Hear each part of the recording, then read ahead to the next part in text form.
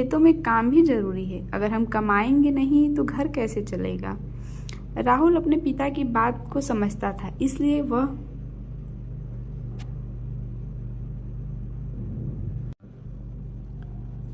वह सुबह जल्दी उठकर खेतों में मदद करता और फिर स्कूल जाता। उधर सोनू के पिता गांव में एक छोटा किराना स्टोर चलाते थे।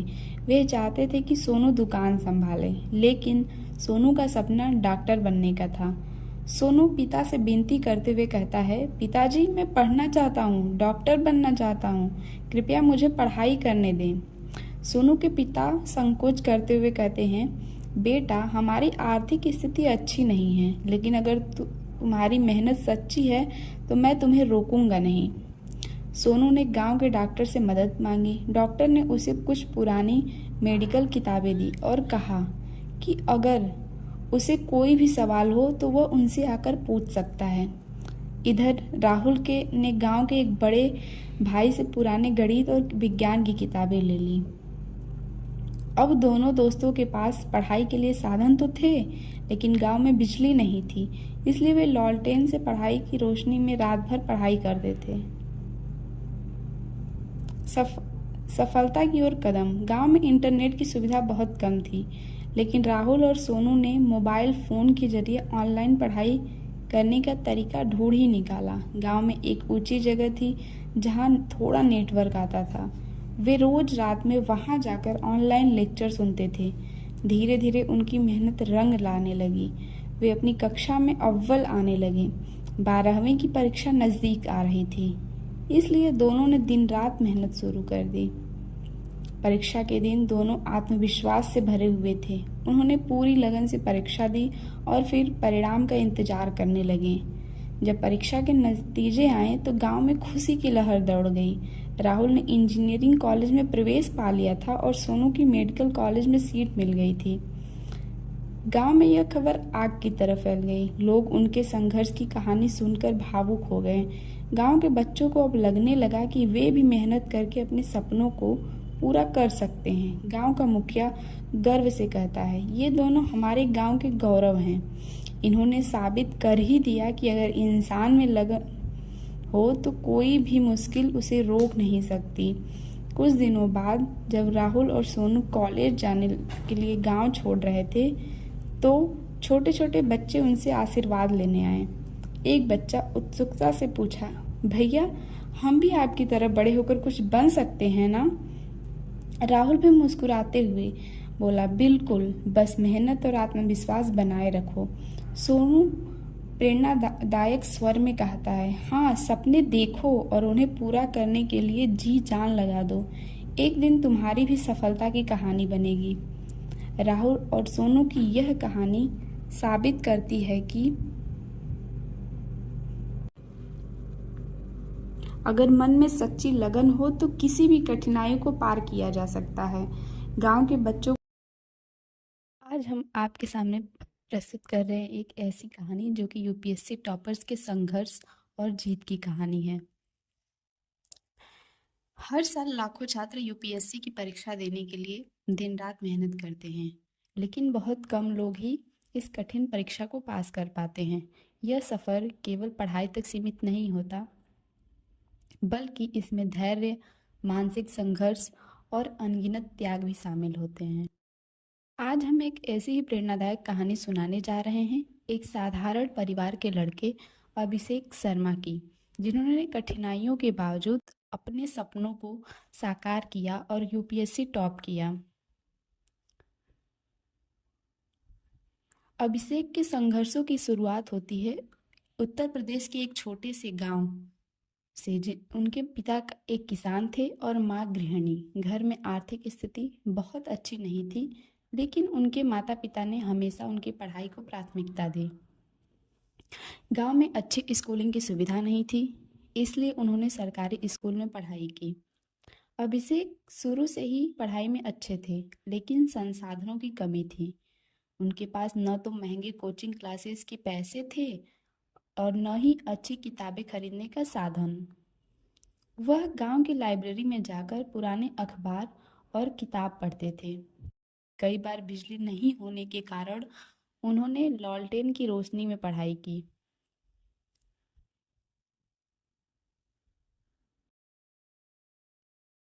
अभिषेक का पहला लक्ष्य आईआईटी में जाना था। उन्होंने कई साल तक मेहनत की, लेकिन आर्थिक कठिनाइयों और उचित मार्गदर्शन की कमी के कारण वह सफल नहीं हो पाए। यह उनके जीवन का पहला बड़ा झटका था। कई लोग उन्हें कहने लगे कि कोई सरकारी नौकरी ही कर लो, लेकिन उन्होंने हार नहीं मानी। अभिषेक ने स्नातक की पढ़ाई पूरी करने के बाद यूपीएससी की परीक्षा देने का फैसला किया। यह निर्णय उनके लिए आसान नहीं था, क्योंकि उनके पास कोई गाइडेंस नहीं था और न ही दिल्ली जाकर कोचिंग लेने के लिए पैसे। लेकिन उन्होंने ठान लिया कि वह बिना कोचिंग के ही इस परीक्षा को पास करेंगे। यूपीएससी की तैयारी के दौरान अभिषेक को कई मुश्किलों का सामना करना पड़ा। अकेले तैयारी करना, कोई गाइडेंस नहीं था, इसलिए उन्होंने ऑनलाइन वीडियो, नोट्स और सरकारी किताबों का सहारा लिया। आर्थिक तंगी का सामना करना पड़ा। दिल्ली जाकर कोचिंग करने का पैसा नहीं था, इसलिए गांव में ही रहकर पढ़ाई की। समाज का दबाव, कई लोग कहते थे कि यह परीक्षा बहुत कठिन है, इसे पास करना असंभव है। असफलता का डर, पहली बार में परीक्षा पास नहीं हुई, लेकिन उन्होंने हार नहीं मानी। अभिषेक ने अपना टाइम टेबल बनाया और प्रतिदिन 10 से 12 घंटे पढ़ाई करने लगे। उन्होंने हर असफलता से सीख ली और अपनी गलतियों को सुधारते रहे। पहली असफलता और सीख। पहली बार जब उन्होंने यूपीएससी की परीक्षा दी, तो वे प्रीलिम्स भी पास नहीं कर पाए। यह उनके लिए बहुत बड़ा झटका था, लेकिन उन्होंने इसे एक सीख के रूप में लिया। उन्होंने अपनी गलतियों को समझा और एक नई रणनीति बनाई। दूसरे प्रयास में उन्होंने प्रीलिम्स और मेंस क्लियर कर लिया, लेकिन इंटरव्यू में चयन नहीं हो पाया। यह उनके लिए एक और बड़ा झटका था, लेकिन उन्होंने अपने आत्मविश्वास को नहीं खोया। अंततः सफलता मिली। अपने तीसरे प्रयास में अभिषेक ने न केवल यूपीएससी परीक्षा पास की, बल्कि ऑल इंडिया रैंक 5 प्राप्त की। जब परिणाम आया तो उनके आंखों में आंसू थे। यह केवल उनकी जीत नहीं थी, बल्कि उनके माता पिता और पूरे गांव की जीत थी।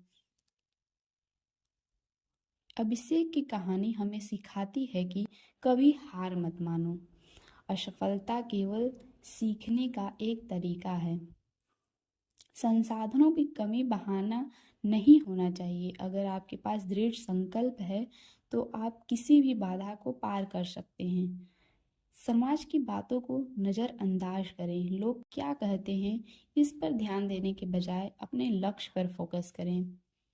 समय प्रबंधन और मेहनत, सही रणनीति और मेहनत से कोई भी परीक्षा पास की जा सकती है। अंततः इस कहानी से हमें यही सीख मिलती है कि यूपीएससी के लिए हर अभ्यर्थी को यह संदेश देती है कि कठिनाइयाँ केवल आपकी परीक्षा लेती हैं, लेकिन अगर आपके अंदर धैर्य और जुनून है, तो आप किसी भी लक्ष्य को हासिल कर सकते हैं। संघर्ष कितना भी बड़ा क्यों न हो, जीत उसी की होती है जो हार नहीं मानता। के साथ ये कहानी यहीं समाप्त होती है और आप सभी अक्सर हम असफलता को अंत समझ लेते हैं, लेकिन सच्चाई यह है कि असफलता केवल एक रास्ता दिखाने वाली सीढ़ी है। दुनिया के सबसे सफल लोगों ने भी कई बार असफलताओं का सामना किया, लेकिन उन्होंने हार नहीं मानी। असफलता हमें सिखाती है, हमें मजबूत बनाती है और हमें सफलता के लिए तैयार करती है।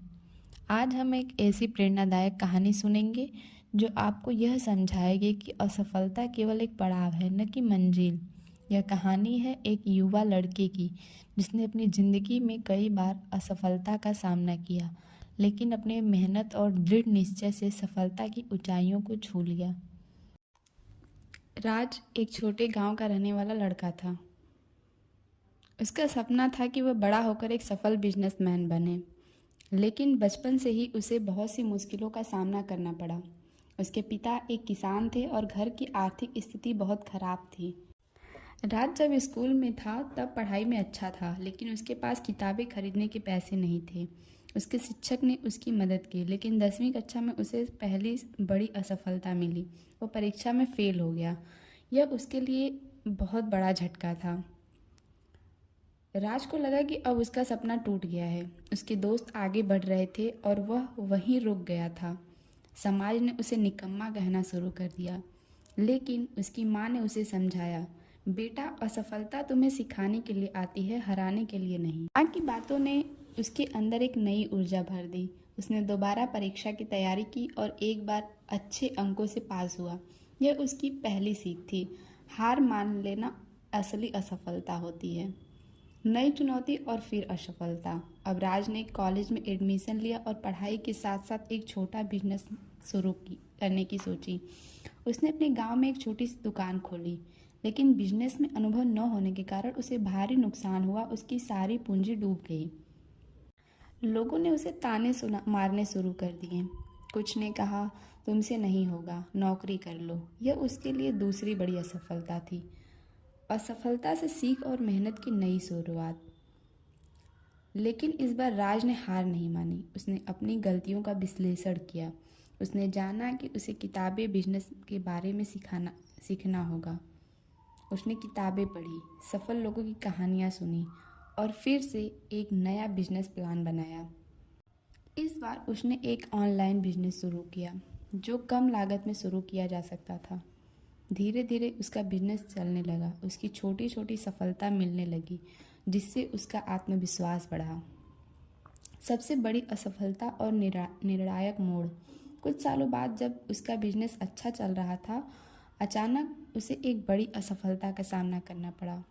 उसे धोखा मिला और उसका पूरा बिजनेस ठप हो गया। यह उसकी सबसे बड़ी असफलता थी। इस बार वह पूरी तरह टूट चुका था। उसने सोच लिया था कि अब वह कुछ नहीं होगा, लेकिन तभी उसने अपने शुरुआती दिनों को याद किया। कैसे वह पहली असफलता से उबरा था, कैसे उसने खुद को सुधारा था। उसने फिर से खड़े होने की ठानी। उसने अपने पुराने ग्राहकों से संपर्क किया, नए आइडियाज़ पर काम किया और एक बार फिर से शुरुआत की। इस बार वह पहले से ज़्यादा मजबूत था। धीरे धीरे मेहनत रंग लाने लगी और कुछ ही वर्षों में वह एक सफल बिजनेसमैन बन गया। इस कहानी से हमें यही सीख मिलता है कि असफलता सीखने का मौका देती है। अगर राज पहली असफलता के बाद हार मान लेता है तो वह कभी आगे नहीं बढ़ता।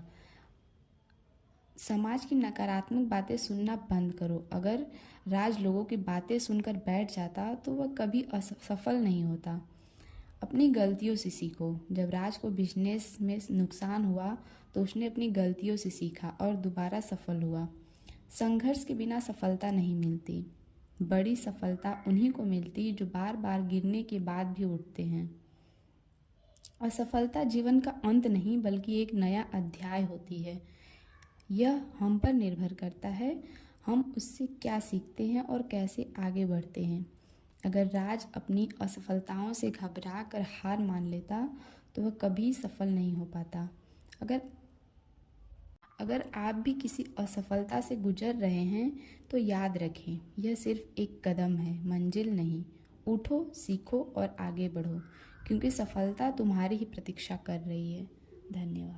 अगली सीरीज़ में हम आपको एक भिखारी की प्रेरणादायक कहानी सुनाएंगे, जहाँ राजू नाम का एक भिखारी मुंबई के एक व्यस्त रेलवे स्टेशन के बाहर बैठा रहता था। वह बचपन से ही अनाथ था। उसकी कोई पहचान नहीं थी।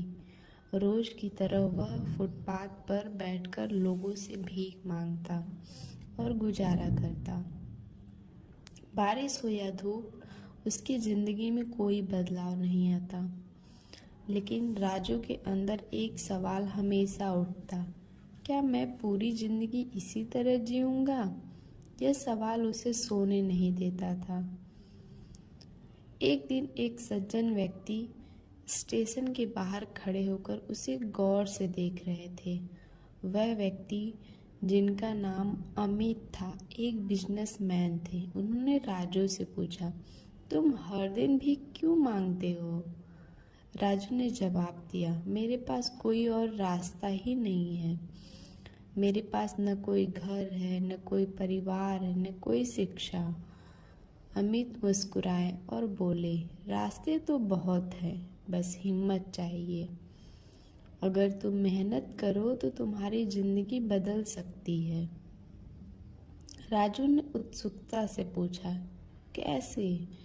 अमित ने उसे एक सुझाव दिया, अगर मैं तुम्हें 500 रुपये दूं तो क्या तुम इससे कुछ काम शुरू कर सकते हो? राजू कुछ देर सोचता रहा, फिर बोला, मैं फल बेच सकता हूँ। अगले दिन अमित ने राजू को 500 रुपये दिए। राजू ने उससे कुछ फल खरीदे और स्टेशन के पास एक कोने में खड़ा होकर बेचने लगा। पहले दिन उसे सिर्फ 50 रुपये का मुनाफा हुआ, लेकिन उसने हार नहीं मानी। वह रोज मेहनत करने लगा। धीरे धीरे उसकी आमदनी बढ़ने लगी। 6 महीने बाद राजू के पास इतना पैसा हो गया कि उसने एक छोटी सी ठेली खरीद ली।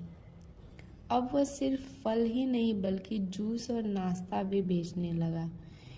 स्टेशन पर आने जाने वाले लोग उसे पहचानने लगे। उसकी ईमानदारी और मेहनत देखकर लोग उससे ही सामान खरीदने लगे।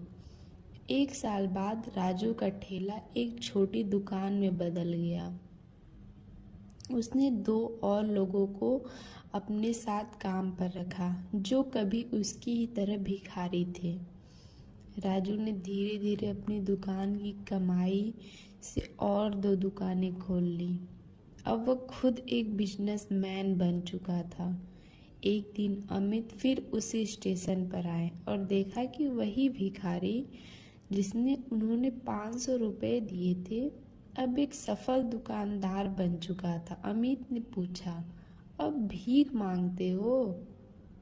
राजू मुस्कुरा कर बोला, नहीं सर, अब मैं दूसरों को नौकरी देता हूँ ताकि कोई और मेरी तरह भीख मांगने को मजबूर न हो। परिस्थितियाँ चाहे कितनी भी बुरी क्यों न हो, सही सोच और मेहनत से जिंदगी बदल जाती है। मदद मांगने से बेहतर है कुछ नया सीखें और खुद को बदले। मेहनत और लगन से हर कोई अपनी किस्मत खुद बना सकता है। भीख मांगना हमारी मजबूरी हो सकती है, लेकिन मेहनत हमारी पहचान बन जाती है।